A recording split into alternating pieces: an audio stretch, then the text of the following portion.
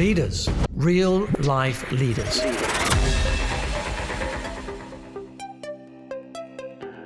Hey guys, welcome to today's episode. And we have an amazing guest with you today.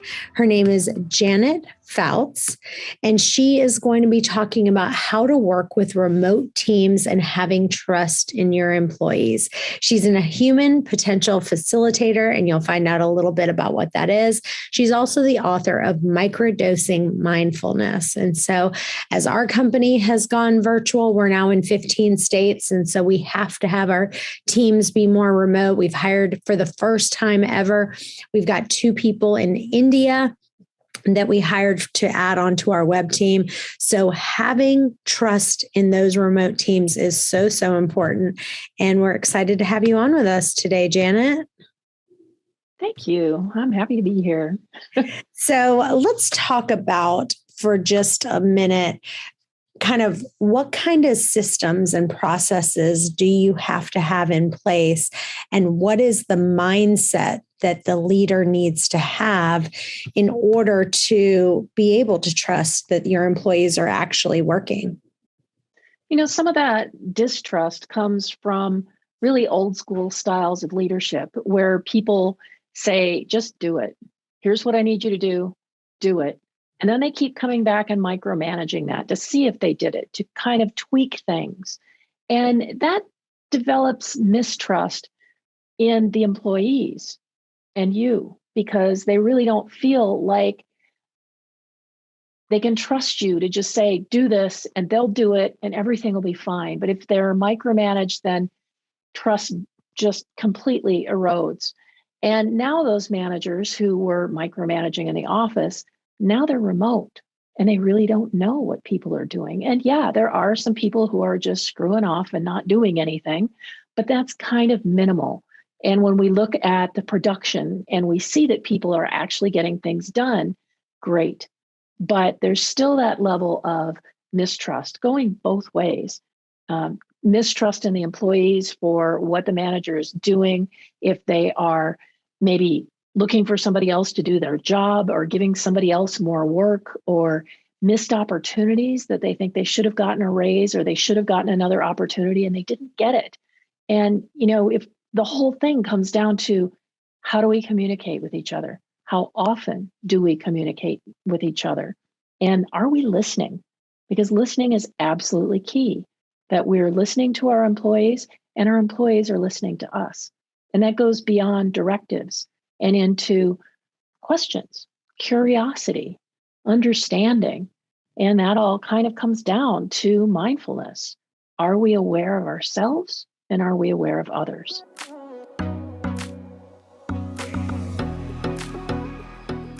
So let's give a story, because we like to give stories here. So give me an example of a story where somebody maybe wasn't trusting their employees and then they put certain things in place. Because I think there's one thing about trusting your employees, but it's also there's some specific things that you can do to make sure they are getting some things done. So for example, we have something where every employee has each week, we do a meeting in the beginning of the week on Monday at 11. Then we do a check-in on Thursday. And everyone has 3 commitments that they put in for the week that they say, here's what I'm going to accomplish this week. If I don't get anything else done, it's these 3 things. And then we are making sure that they're kind of sticking to that. So give me some practical examples like that, that kind of gives the employer a little bit of kind of, okay, I know that they're at least doing this, they're getting these things accomplished, anything like that you can think of. Sure, of course. I work with a lot of tech companies and I do work with a lot of real estate agencies as well. And, you know, some of the things that I'm seeing is setting KPIs, key performance indicators, so that every single person knows what it is that's going to show if their performance is really on par or not, and tracking how those things are done.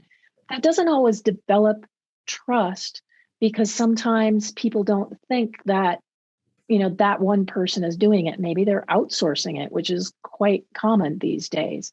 And so I had a case where there was a manager and he had a team of 10 people. They were all working in the field in completely different states. So it was a international business.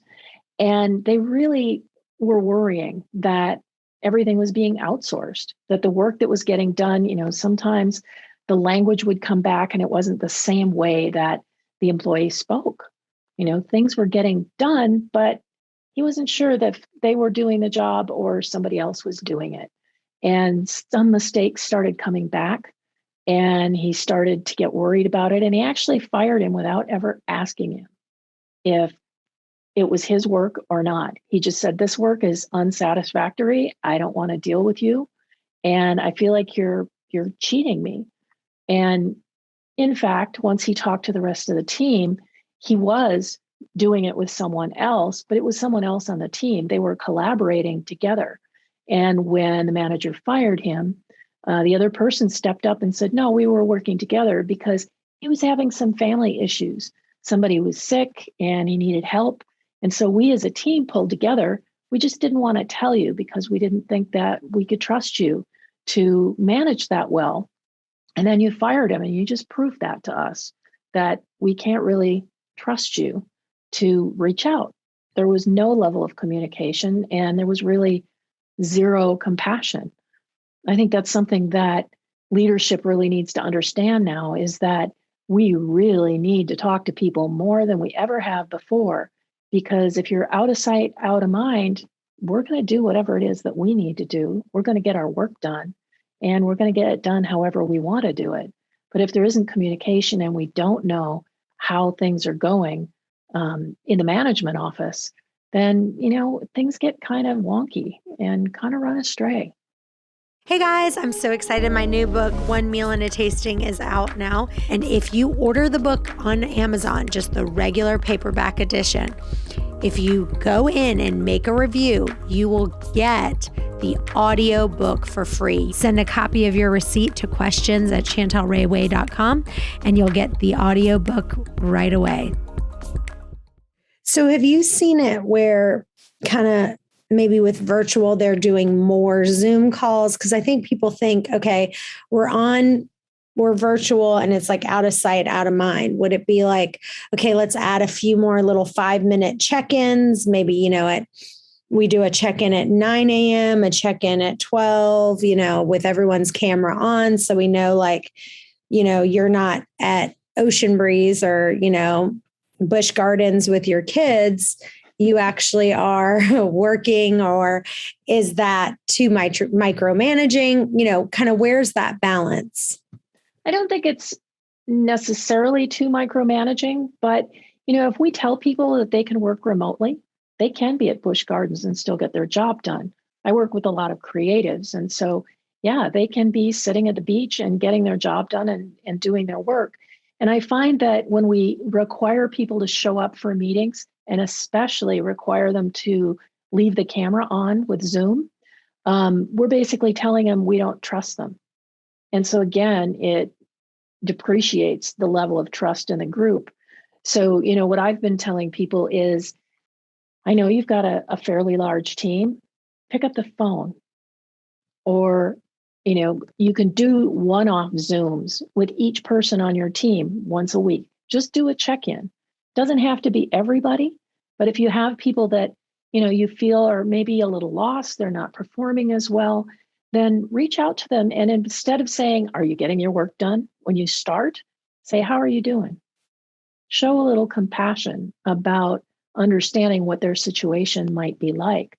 This has been very unusual for so many people and very disruptive to the way that we live our lives.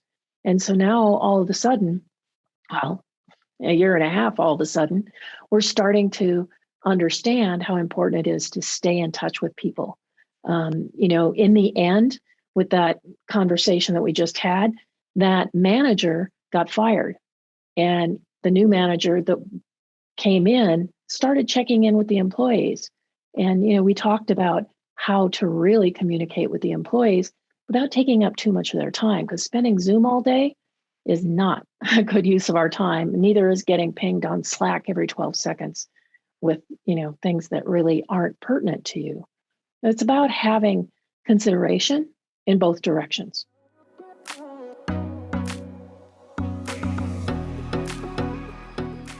So let's talk about someone who's working remotely and they're not hitting their goals. So I know we have some frustration with some of our people who are in India and they aren't hitting the goals that we want to get done. And so it is getting some frustration for us. So let's talk about what does that conversation look like? So, okay, they're not hitting their goals. They're not reaching them. You are seeing them. Maybe they're at Busch Gardens or at the beach each day, but yet, hey, I don't care if you're at Busch Gardens or at Ocean Breeze if the commitments are still getting done. But now if I'm seeing you there and the commitments aren't getting done, now I'm having more of an issue. I think that conversation starts with, again, how are you doing? Because I'm kind of feeling like you're not paying full attention. So I'd like to know what's going on with you, what's distracting you. Why isn't this getting done? And do you need help? Do I need to bring somebody else on to help you? What can I do to help you do your job more effectively? And when we put it that way, then it's not accusatory. It's not going, hey, you are not delivering. Nobody wants to hear that. And that really sets them on their back foot right away. It makes them defensive. So coming forward and going, I just kind of want to check in with you and see how you're feeling because I'm feeling like you're not fully present. And what can I do to help you? What do you need? And do I need to find somebody else to do this job at the end of the day?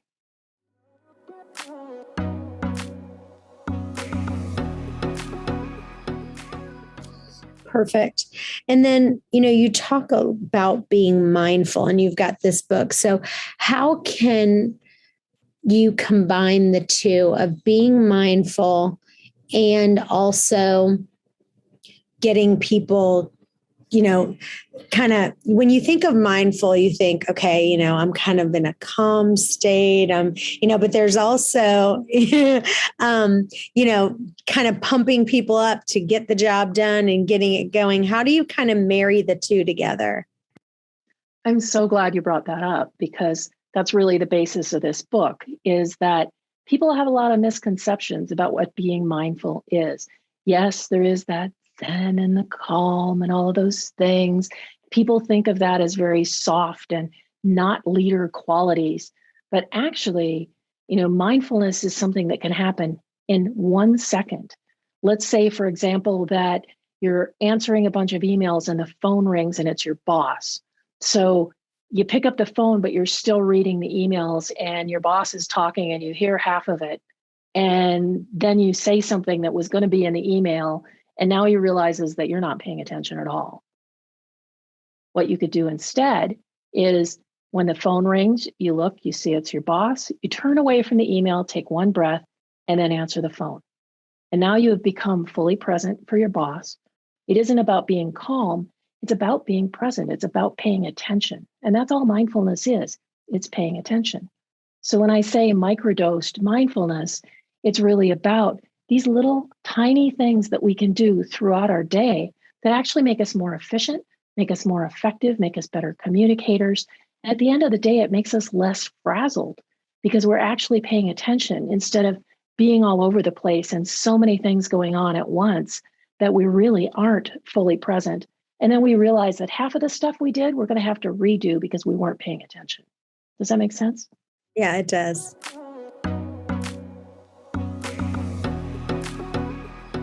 Well, this has been great. Tell listeners where they can find you and where they can follow you. Look for me on Janet Fouts, Fouts.com. That's the easiest place. And everywhere else on social media, I'm at jfouts.com. And you can find out about my podcasts and my book at janetfouts.com. All right. Then you guys stay tuned. We've got another episode coming up in just a few. Bye-bye for now. Thanks for listening to this episode of Real Life Leadership. If you'd like to get the show notes or access more resources, log on to reallifeleaders.com/podcast to get the show notes from this episode and any other resources we might have mentioned. And also, we'd love to hear from you. Be sure to review or rate this podcast on Apple Podcasts to help spread the word. And if you have any leadership questions you want answered, email podcast@reallifeleaders.com.